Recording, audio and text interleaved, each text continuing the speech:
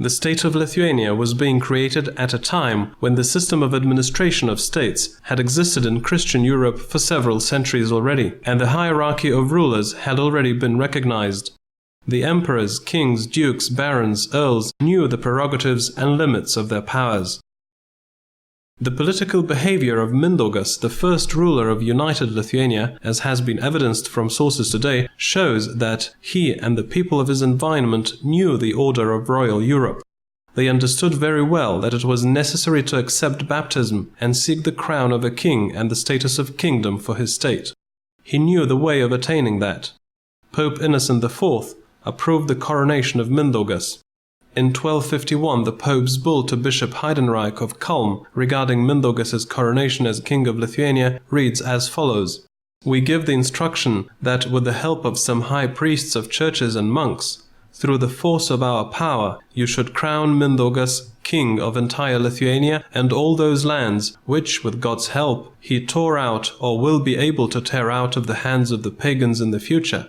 And on behalf of all those present there, you will order him as a Catholic king to carefully perform everything that is related to royal power." End quote. Mindaugas himself began his official letters, written in the Latin language, as follows, quote, "Mindaugas, King of Lithuania by favor of God." End quote. And in the official letter of 1255, written to the Livonian order, Mindaugas underlined that he was, by favor of God, the first king of Lithuania.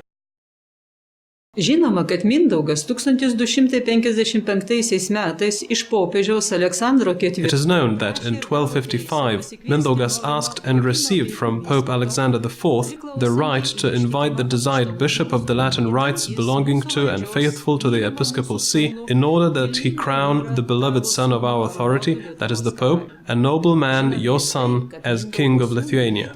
We also know that Mindaugas' son failed to ascend to the throne by inheritance. Conspirators succeeded in killing not only Mindaugas, but also his two sons, Ruklis and Rupeikis. Though the Lithuanian monarchs of the 13th and 14th century gave themselves various titles corresponding to the rank of rulers of early monarchies, including the title of the king, Mindaugas was the only true king of Lithuania. All the remaining rulers, whether pagan or Christian, were Grand Dukes of Lithuania.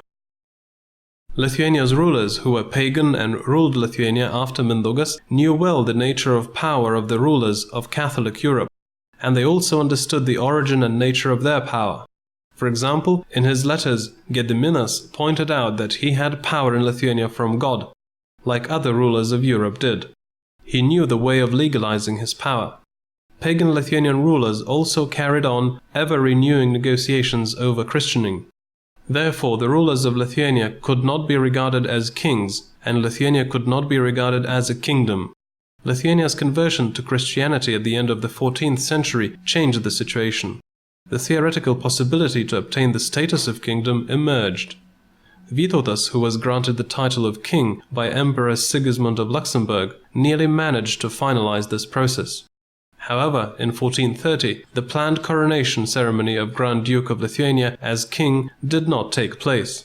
Vytautas died, and Lithuania remained a kingdom.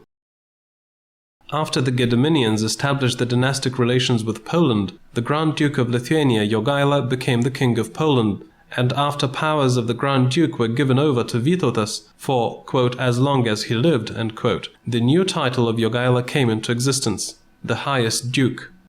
By this title it was sought to underline Jogaila's rights to Lithuania as the patrimony, and to separate this right from Vytautas' authority. As of 1447, with a break of several years between 1492 and 1501, Grand Dukes of Lithuania were also kings of Poland.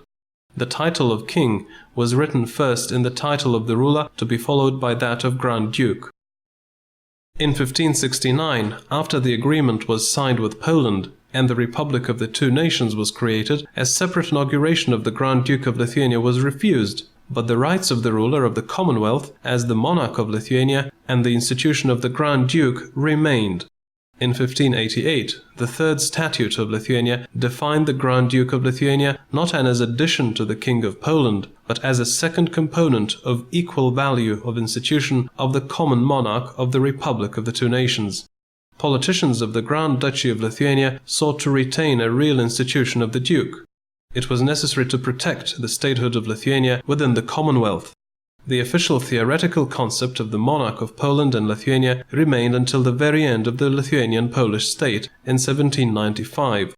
Therefore, the states which divided up the Commonwealth among themselves, that is, Russia, Prussia and Austria, wanted the last king of Poland and the Grand Duke of Lithuania, Stanislaus August Poniatowski, to officially renounce the throne.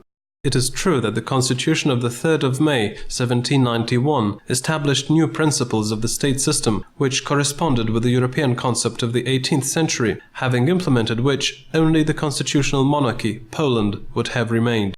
However, when specific issues of state organization were discussed at the Diet, the representatives of Lithuania constantly required that the status of the Grand Duchy of Lithuania as Poland's partner of equal value in the Commonwealth should be legalized by means of post-constitutional acts, and that the dualism should be preserved. The law on mutual guarantee of the two nations, adopted by the Sejm on the 20th of October 1791, became such a compromise. Thereby, the Grand Duchy of Lithuania was recognized as a second part of the dual Commonwealth, equal to Poland. There were cases in the history of the Grand Duchy of Lithuania where the title of the Grand Duke of Lithuania went to a person other than that from the Gediminian-Jagiellonian dynasty, or a person of another dynasty elected as ruler of the Republic of the Two Nations. This happened in 1655, when by Kėdainiai agreement Lithuania broke its relations with Poland. The King of Sweden was proclaimed as the Grand Duke of Lithuania, and Tsar of Russia Alexei Mikhailovich, who occupied the capital of the Grand Duchy of Lithuania, Vilnius, in 1655, also declared himself the Grand Duke of Lithuania.